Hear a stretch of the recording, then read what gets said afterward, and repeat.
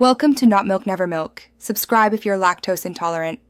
You start by creating a focused Android Studio module and adding an app widget provider. Once done, add an app widget provider XML file to configure sizes and update period millis, and declare the receiver in Android manifest. XML.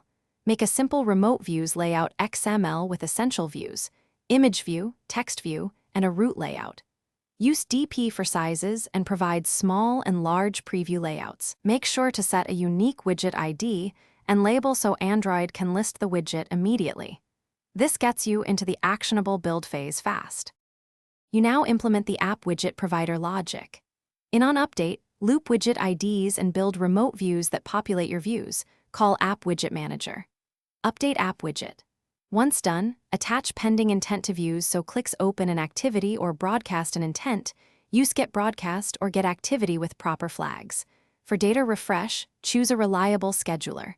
Work Manager for network tasks or Alarm Manager for precise intervals. Make sure to fetch data off the main thread and update remote views with new bitmaps using SetImageViewURI or SetImageViewBitmap to avoid UI freezes. You finish by testing and packaging.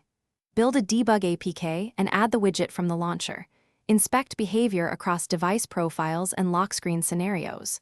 Once installed, watch Logcat for remote views inflation exception or permission denials and make sure pending intent mutability is correct. If updates stop, check DOS and background restrictions, confirm your scheduler runs, and validate App Widget Manager. Update App Widget is called with the right IDs.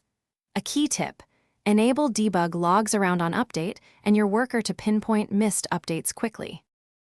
Thanks for watching. If this was helpful, leave a like and consider subscribing. See you next time.